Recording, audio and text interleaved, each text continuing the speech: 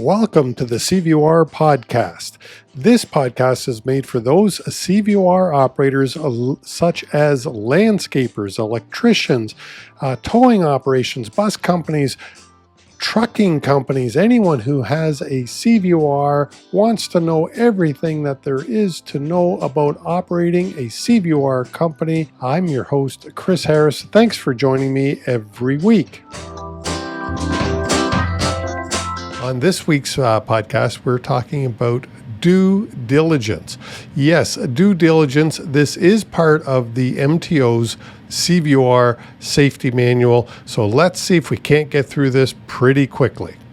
In the CVOR safety manual, they are always talking about due diligence. Due diligence is referring to the actions that may happen as a result of a mishap.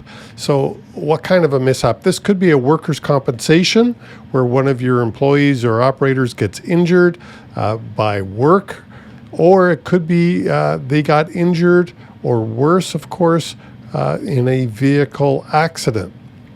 This is what you're worried about, is the courts and the lawyers and all the procedures that they're going to be looking at to see if you followed them. So you must have a few things in place to successfully defend yourself in a due diligence situation. You need to have written policies.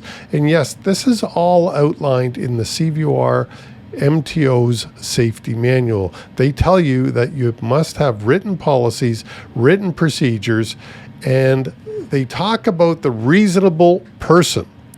What is a reasonable person test? A person that is operating a company must act reasonably and must be able to defend this in court and to say that, hey, I did what all my other people with my knowledge, my experience operating a company such as mine would do in this situation. It's called the reasonable person test. And it's very difficult sometimes if you are not doing it correctly to prove that you were a reasonable person. Well, we're always talking about the courts, we're always talking about lawyers, and of course, their job is to make company owners look bad when there is a situation. And that's what we talk about here on the CVOR podcast. How to defend due diligence. Well, the first thing is you need to know the Highway Traffic Act and all of the other regulations that you are operating under. And then you must also convey the knowledge to your employees, to those people who these regulations affect. You must educate them, and you need to be documenting that education, of course. You need to be hiring qualified personnel.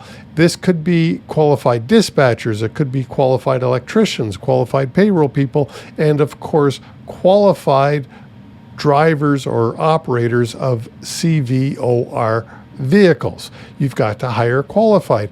And once you've done that, you've hired qualified people, you need to prove that they were, of course, qualified. And the only way to do that is you need to be documenting. Document. A friend of mine, a lawyer, once told me about the 3 Ps. And the 3 Ps are policies, procedures, and proof.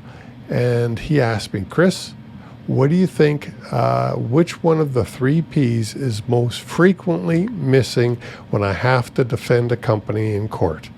And of course, it was proof. If you said proof, you are absolutely correct. The proof is often the one that is missing. And it's proof of things like training. I mentioned that you've got to educate your staff and your CVOR operators in the Highway Traffic Act. Well, where is the documentation to prove that you trained them and that you told them to do certain things? You need to be managing your employees and operators. Well, where's the proof that you are managing them? And part of managing would be to say, hey, I told them not to do this. So I told them not to speed, as an example. Well, how did you tell them? Do you have it in your policy manual? Did the operator sign for the policy manual? Did you train the operator on the negatives, on the things that can happen when they do speed. So these are the things that the courts would be looking for in your files. You need to be managing. And then if an operator does commit an offense of some sort, and let's continue with the speed. Let's say the operator of your CVOR vehicle did have a speeding ticket. Well, now you need to discipline them. You need to say, hey, this is against company policy. It's also breach of the Highway Traffic Act. And so sign this warning letter saying that I've disciplined you. And by the way, let's do a training course. And then, of course, you document that your driver did the training course. That's how you would handle discipline, documentation, and proof. Make sure you are keeping excellent, and I do mean excellent, records. You've got to establish a written safety program, and you've got to be able to prove that it was implemented. For example, you got to have written policies and documentation that training actually takes place. So make sure you have your records up to date. Speaking of training, you need, for a training situation, if I was doing the training, for example, I give my clients a copy of the PowerPoint slides. I get all the drivers to sign an attendance sheet, and I also make up a quiz for all of my training programs, and each person that attends the training program completes the quiz. This would be good documentation of the training. So in summary, make sure you document due diligence to defend you in a due diligence situation. It requires that you have all the written policies, procedures, and activities in place, and that you can prove that you adhered to these policies, that you disciplined your operators, and that you gave them adequate and complete training. All right, that's it for this week. Chris Harris, Safety Dawg, on the CVOR podcast. And as always, just before we go, let me do a question. If you're applying for your CVOR test, listen up.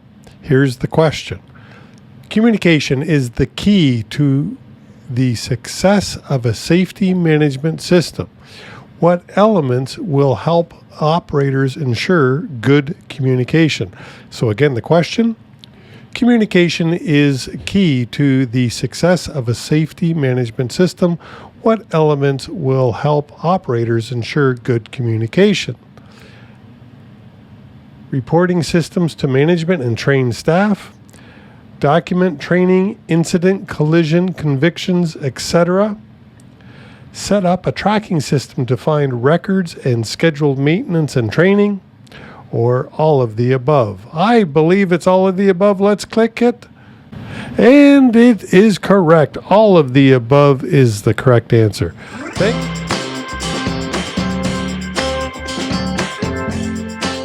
Hey, thanks for sticking with us. This is the CVOR podcast, where we talk about everything CVOR related. If you're getting value, please click like and subscribe. And don't forget about our contest. Leave me a comment, and if I choose your suggestion for content on another episode, I will be thankful and give you access to the CVOR driver file course. All right, so leave me a comment with suggestions for topics. All right, that's it for this week. Safety Dawg and the CVOR podcast is out.